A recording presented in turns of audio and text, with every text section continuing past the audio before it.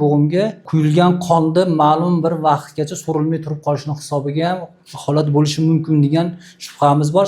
Bemorimiz 33 yosh, bizga o'ng oyoq boldir oshiq bo'g'imidagi shish, og'riq, harakat cheklanishiga shikoyat qilib kelyapti.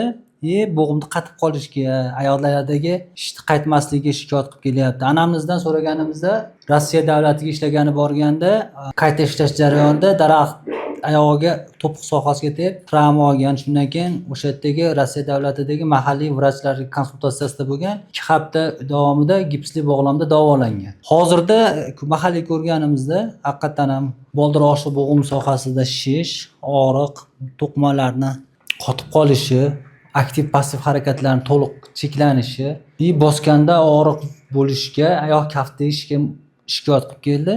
Shikoyat asosida hozirgi holatini baholash maqsadida rentgen tekshiruvi o'tkazdik. Rentgen tekshiruvida boldir oshiq bo'g'imining suyaklariga alohida, bo'g'imga alohida e'tibor berdik. To'piq suyagi, tashqi to'piq suyaklarida siniqqa xos belgilar yo'q. Oshiq suyaklari normal joylashishga ega. Dastlabki Rossiyada tushgan rentgeniga ko'rganimizda boldirlar aro sindismoz sohasini biroz kengayib turganligini holatini ko'rdik. O'yladim, sindismoz pay shikastlangan, shuni hisobiga oyoqda shish qaytmayapti, og'riq bo'lyapti yurishini hisobiga deb rentgen tekshiruv qildim. Hozirgi holatda ama sindismoz pay sohasini me'yoriy holatda turganini bilyapti. Demak, fikrlaymiz, boldir oshiq bo'g'im sohasidagi sindismoz pay normal shikastlangan mahaldagiga nisbatan hozir tiklanish holatida turganligini beramiz. Endi hozir UZI qilyapmiz. UZI qilishdan maqsad nima?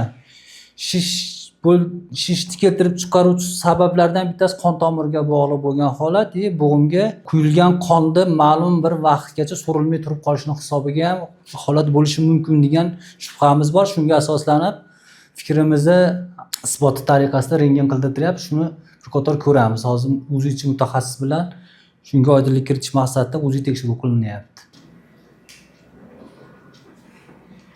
UZI tekshiruvimiz holatiga asosan hozircha venozniy va arterial qon tomirlarida trombozga xos belgilar aniqlanmayapti. Qon kelyapti, ketyapti. Ravon bu UZI tekshiruv jarayonida aniqlik kiritilyapti. Demak, xulosa qilamiz, boldir oshiq bo'g'imida travmadan keyingi immobilizatsiyaning hisobiga mahalliy to'qimalarda kontraktura, bo'g'imda xaltasida, bo'g'imda atrofida paylarda qisqarish uchanligi hisobiga, kam harakatlilik hisobiga kontraktura yuzaga kelgan. Albatta bu kasal uchun ijobiy belgi. Albatta fizioterapiyadan keyin bu muolajalardan olgandan keyin bu holat ijobiy natija ko'rsatadi degan umiddamiz.